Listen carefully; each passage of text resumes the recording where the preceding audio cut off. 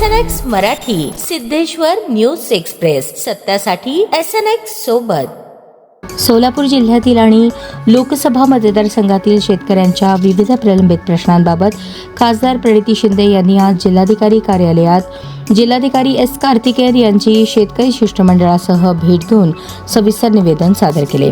यामध्ये सोयाबीन उत्पादक शेतकऱ्यांना पीक विमा, नुकसान भरपाई, खरीप 2023 मधील वंचित शेतकऱ्यांच्या मंजूर विमा रकमेचे वितरण तसेच सीना नदीमध्ये भीमा कोळेगाव धरणातून पाणी सोडण्याची मागणी करण्यात आली। खासदार प्रणिती शिंदे यांनी निवेदनात म्हटले आहे की सन 2025 मध्ये शासनाने कांदा, सोयाबीन, भुईमूग आणि तूर ही 4 पिके पीक विम्यासाठी निर्देशित केली होती।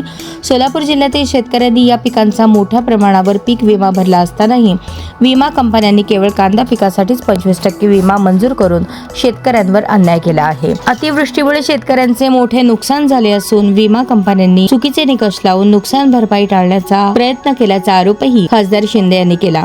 शेतकऱ्यांना 100% नुकसान भरपाई देण्यात यावी, अन्यथा शेतकऱ्यांसोबत मोठे आंदोलन उभारण्याचा इशाराही त्यांनी प्रशासनाला दिला। खरीप हंगाम 2023 मध्ये नैसर्गिक आपत्तीमुळे नुकसान झालेल्या आणि तांत्रिक कारणांमुळे पीक विम्यापासून वंचित राहिलेल्या शेतकऱ्यांचा प्रश्नही खासदार शिंदे यांनी उपस्थित केला। तत्कालीन जिल्हाधिकाऱ्यांनी विमा मंजूर करण्याचे आदेश दिल्यानंतरही अनेक शेतकऱ्यांच्या खात्यावर अद्याप विमा रक्कम जमा झालेली नसल्याचे त्यांनी निदर्शनास आणून दिले।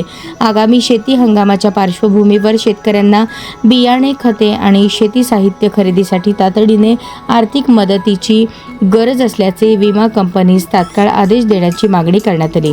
याशिवाय सीना नदीमध्ये भीमा कोळेगाव धरणातून पाणी सोडण्याबाबतही निवेदन देण्यात आले।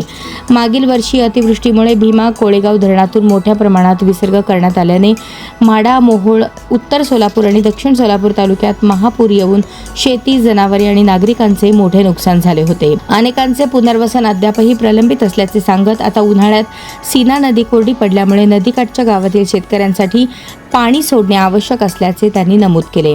यावेळी जिल्हाधिकारी एस कार्तिकेयन यांनी सकारात्मक प्रतिसाद देत संबंधित प्रश्नांवर योग्य ती कार्यवाही करण्यात येईल असे आश्वासन दिले। दरम्यान खासदार प्रणिती शिंदे यांनी शेतकरी हिताला प्राधान्य देत पीक विमा, पाणी आणि नुकसान भरपाईसारखे प्रश्न तातडीने मार्गी लावावेत अशी मागणी केली। सर्वसामान्यांच्या प्रश्नासाठी सातत्याने पाठपुरावा सुरू ठेवणार असल्याचे त्यांनी स्पष्ट केले। यावेळी उत्तर सोलापूर तालुका अध्यक्ष भारत जाधव, सचिन गुंड, जिल्हा समन्वयक मनोज यलगुलवार, प्रवीण भोसले, अमोल चलवदे, विकास राठोड, पुष्कराज भोसले, चेतन इंगळे, सोमनाथ भोसले, दादासाहेब भोसले, बालाजी जगताप, रुक्मा गुंड, हनुमंत जावीर, दयानंद पवार, निलेश गुंड, विष्णू भोसले, संदीप सुरवसे, विशाल वाघमारे, हनुमंतू जगताप, प्रदीप भोसले यांच्यासह शेतकरी मोठ्या संख्येने उपस्थित होते।